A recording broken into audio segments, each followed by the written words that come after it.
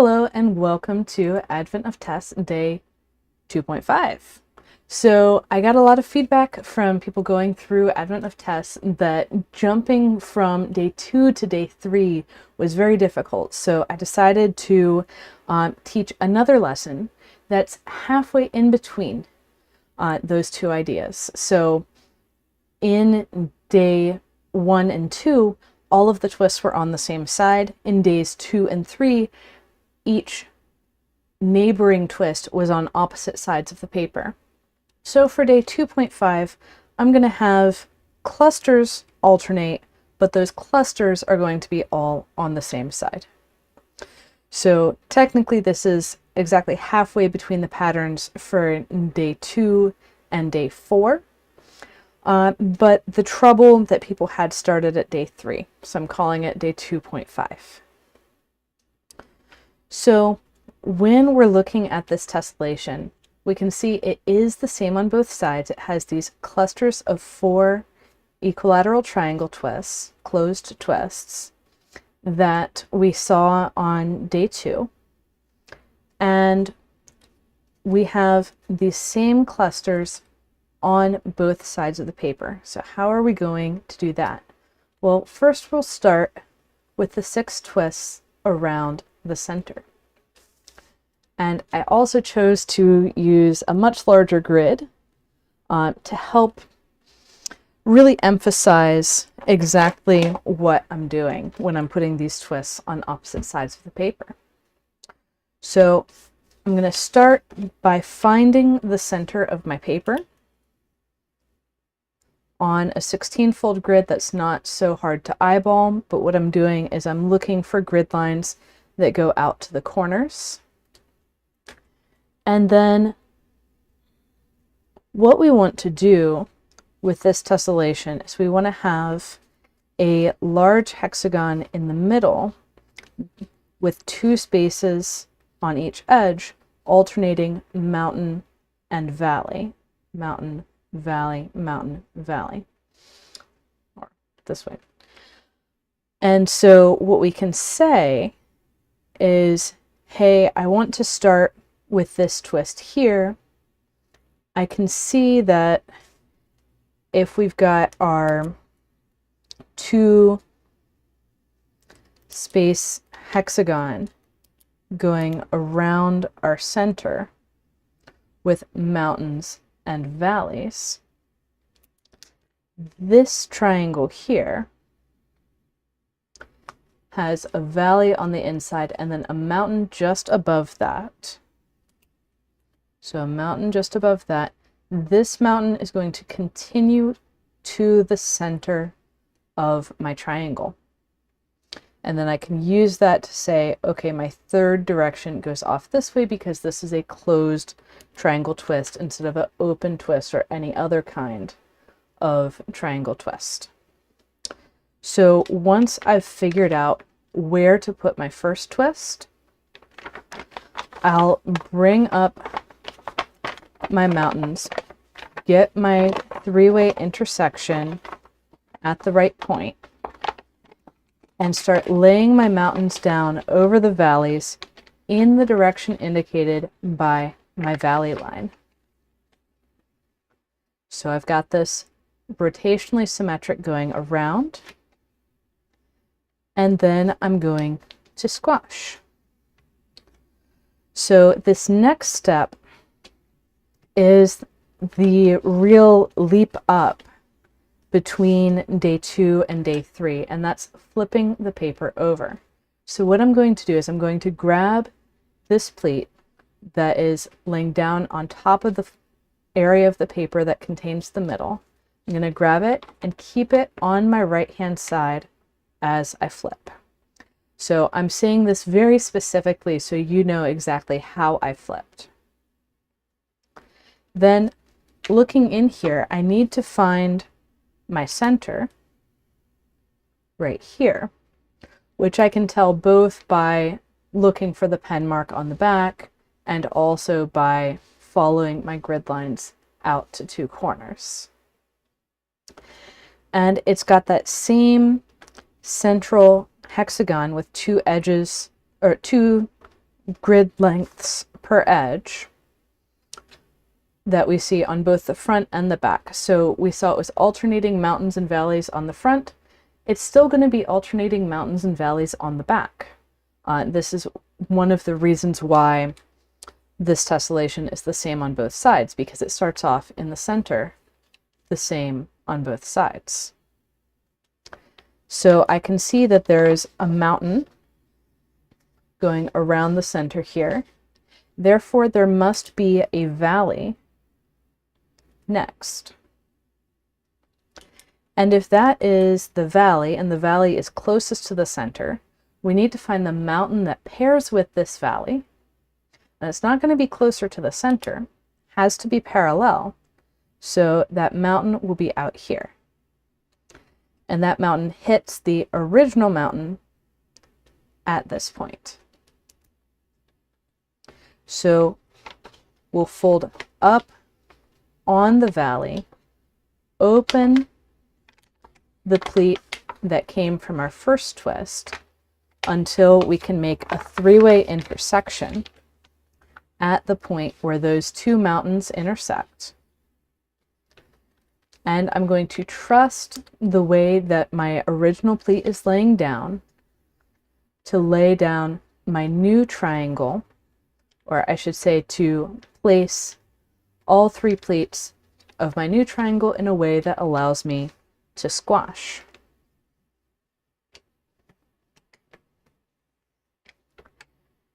And then while we're on this side of the paper, I want to do the same thing, the same idea on the other pleat that is going around the center from my original twist. I don't want to touch the pleat that's going straight out to the corner. Not directly the corner, but out towards a corner. So this is the next pleat that we're going to work on. And there are two ways to get our measurement, our reference for what to do next. The first way is what we've been saying already, this hexagon in around the center of our paper. I can see that this is a valley in here. So the next segment of the hexagon must be a mountain, and notice that I'm pulling my paper up to mark where that grid line goes to, and it comes out down here. It doesn't come out up here, it comes out down here. The other way that we can find this reference is to say, hey, I know that my center, being in the middle of 6 clusters of triangles, is a position of threefold rotational symmetry. And I can also see from my reference image that the distance from this closed triangle to this triangle and from this closed triangle to that triangle is the same distance. It's one spacing to reach the corner of each of these triangles. And so I can count 1 to reach the corner and another 1 to reach the center, 1 to the corner, 1 to the center. Both of these measurements will get me to place my new three-way intersection 2 spaces out from the closed hole. And I set up my twist, set my pleats, and squash that twist.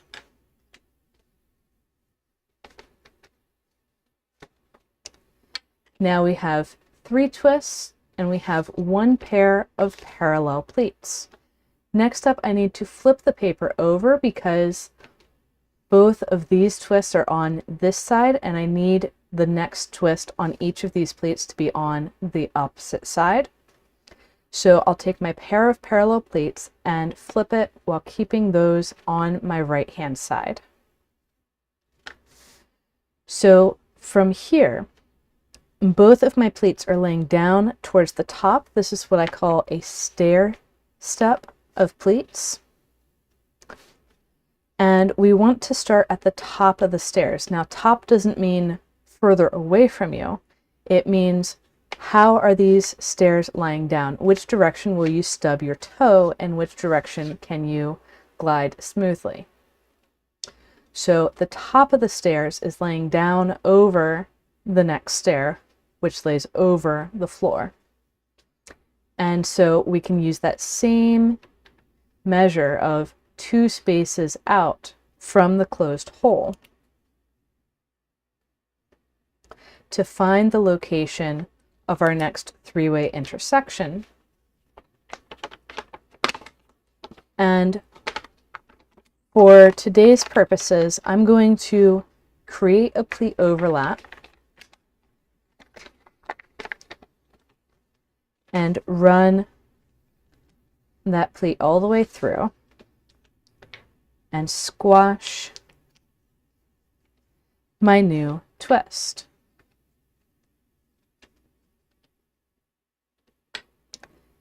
Next, I want to put that same triangle up on the upper pleat, which is the lower pleat in the stair, and it's going to have the same reference. The center is going to be 2 spaces out from the closed hole, and we can also fill in the valley around our central hexagon. Both of these 2 edges of that central hexagon are mountains. We're going to have a valley here. And I'm going to do something special with this valley. I'm going to open, not the twist, just the pleat up enough so I can find this valley point. And I'm going to also mark that this mountain is going parallel to this valley. I'm going to open enough that I can pop the valley down. So that valley is going to continue 1 more spacing until it hits the valley down below. So we've got our mountain that came from our previous triangle twist and is headed now down into the valley. And notice it goes 2 spacings, which is what we would expect from being around the center. And when those 2 valleys meet, they are going to form a 3-way intersection of valleys. So we've been doing 3-way intersections of mountains. And if we look at this from the other side of the paper, this would be a 3-way intersection of mountains. We're doing exactly the same thing. We're just looking at it from the other side. And then one more thing to consider here. My mountain also continues out, but it stops up here. It stops 1 spacing away from my 3-way intersection of valleys. And I end up with a 3-way intersection of mountains. If I pop that up, we get that 3-way intersection of mountains tucking the 3-way intersection of valleys under the pleat from the twist we just put in. This is what's called a triangle wrap. And this is the move that usually gives people a lot of trouble the first couple dozen times that they fold it. In order to make everything go flat, we need to fully put in our 3-way intersection of mountains for our latest twist. And once that's in place, everything can lay down flat. We can set up our new twist and squash.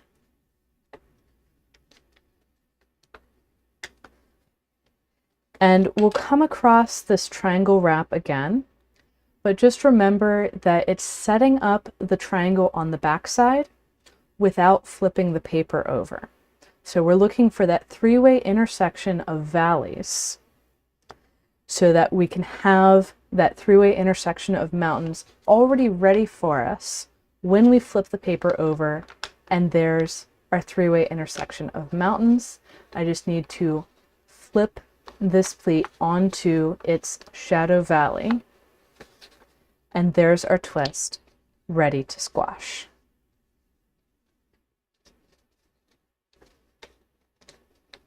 And you can even see a little of the markings from the pen inside. That was our three-way intersection of valleys, which from this side we see as a three-way intersection of mountains. So up next, we want to take, so we've completed the loop around the center. Next, we want to do another loop around the center to finish our clusters. And I'm going to start next to that twist that I just finished. Why flip the paper over when you don't have to? So in these clusters, we have 3 closed triangles on the corners surrounding a closed triangle in the center, and those 4 twists are spaced as densely as possible. So if I want another triangle twist to end up right here, then I need to go 1 spacing out. So I'm going corner to corner. This will be the center of my next twist. Another way to reference this is that my valley always goes to the corner of the twist. So if I want the corner of the new twist to be next to the corner of the old twist, the valley of my new twist needs to come to the corner of the old twist. And my mountain is matched with the valley 1 grid spacing away, which is why we count 1 grid spacing to get from the corner to the center. With that in place, I will set up my 3-way intersection for the closed triangle twist and squash.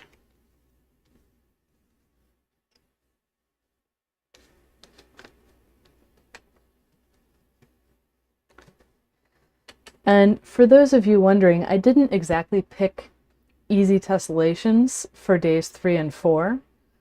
Day 5 is actually a simpler structure. It goes back to alternating. But I did try and keep the twists themselves very simple, working with all closed triangle twists. And with the spacing, we get plenty of practice with these twists on the 16-fold triangle grid on a hexagon. So next, this is a central twist, and I'll mark it with a C. And we need more corners. So I'm seeing these parallel pleats that are the stairs that I like so much. And with this particular one, it doesn't matter as much that we're starting from the top of the stairs because we're going to be flipping the paper over in between. But let's start from the top of the stairs anyways. And I'm going to set up the next corner twist.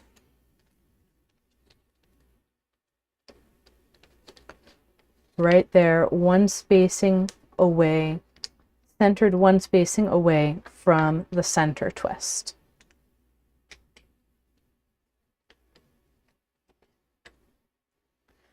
We've caused a pleat overlap as we do that. So I'm going to grab the pleat overlap and flip so it ends up on my right-hand side. And then when we open it up, this is actually the less friendly overlap, but it's fine for this size and scale. When we open it up, so that was this pleat and this pleat, what we're aiming for is the setup for 2 triangles. And that's going to be the center and another corner of this cluster. And we know that between those 2 the centers of those two triangle twists, there have to be two grid spacings, because each one has one spacing from center to corner, and we would need another spacing from corner to other center. So as I open this, I'm pushing up and making sure that I have two three-way intersections with two grid spacings between them. Then I can use my existing twist as a reference for which way to fold, which way to lay down my pleats. And I can squash first one twist and then the other. Notice for this one, really close to the edge of the paper, I made sure to squash the edge furthest, the edge of the twist furthest from the edge of the paper, and then spread out towards that edge.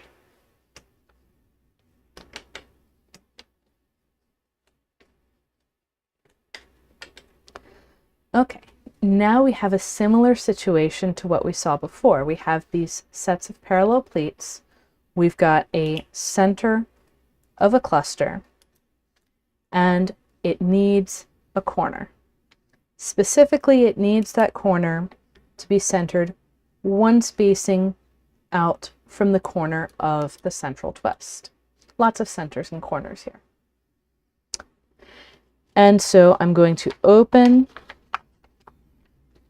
my pleat, so I will leave the second pleat of the parallel set closed, so I can cross it with my new pleat, creating a pleat overlap, and squash my new twist. And by the way, I do have my eye on the chat if you have any questions. The benefit of doing this as a live session instead of a recording is I can answer you in real time. Now I have a pleat overlap. I'm going to grab that pleat overlap and flip over so it's on my right hand side, more or less, basically in a good working position. And once again, I need two twists out of this pleat overlap. They're going to be densely spaced, and so the centers need to be two spaces apart from each other. And once I've got those in place, I can squash, and I'm preferentially squashing the one that's not right at the edge of the paper first, and then I can squash the one that's at the edge of the paper, again making sure to get the more stable area first, then pushing out to the edge and reaching behind the paper to get that edge really precise as needed. And those are the moves we're going to do the rest of the way around. I have the center of a cluster, or I should say that's what we're going to do right up until almost the end. Center of a cluster, stair step of pleats. I'm going to finish the cluster with a closed triangle twist spaced densely, aka center one away from the corner of the neighboring twist, which causes a pleat overlap that I will flip over and open up, finding two three-way intersections with their centers two spacings apart. By the way, you can always find these precisely because if you go further out, they'll only be one spacing apart. If you go closer in, well, for one, you're right on the corner of your triangle, but they would be three spacings apart. So the two spacings apart is a precise way to locate this. And setting up those two triangles, I can go ahead and squash the inner one and then the outer one. making sure that my paper is behaving nicely at that corner.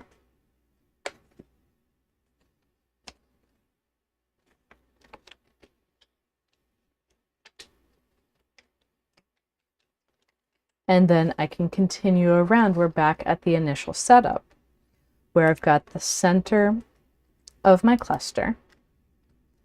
I've got this stair step of pleats, and I'm going to fold my new twist that finishes the cluster and causes a pleat overlap. And by the way, this direction of going around is not gospel. You could totally go the other direction, and I encourage you actually to try both directions of going around and see which one you like better. That's how I came up with my rules about like stair step pleats and everything in the first place. I tried them both and saw which one I liked and paid attention to what features were causal in that. And so opening my pleat overlap, I get my two new twists. We're coming around, getting close to the end. I have 4 complete clusters and 2 partial ones. Or sorry, I have 3 complete clusters. 2 of them are on the back, 1 on the front. This one is not complete yet. And so I'm going to come around one more time in exactly the same way, setting up my new twist to finish the cluster before flipping over, opening the pleat overlap,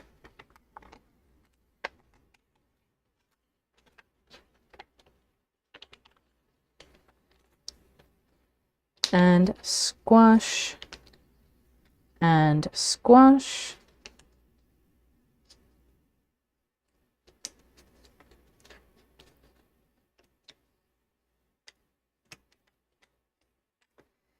And now we're in a situation that should look familiar from the central loop, or at least somewhat familiar. This way is actually the easier way to get it started. So then I'm going to have my new twist centered 1 spacing out. And as I set that up, I'm going to choose to, instead of causing a pleat overlap here, like this, and really bunch up the paper, I'm going to instead let the pleat that I'm crossing open at that intersection and wrap around. So close look in here. I've got my 3-way intersection of valleys down there. And it's wrapping around to get that same triangle wrap that we saw in the center, but from a more advantageous position. So instead of coming from the top this way, we're coming from the bottom, and that's much easier to put together. Then once I have that, I'm going to grab that triangle wrap. As I flip, keep it on my right hand side, and there's my new triangle already set up and ready to squash. So that was day 2.5 of Advent of Tess. We had these clusters of 4 triangles, and we have those same clusters on both sides of the paper.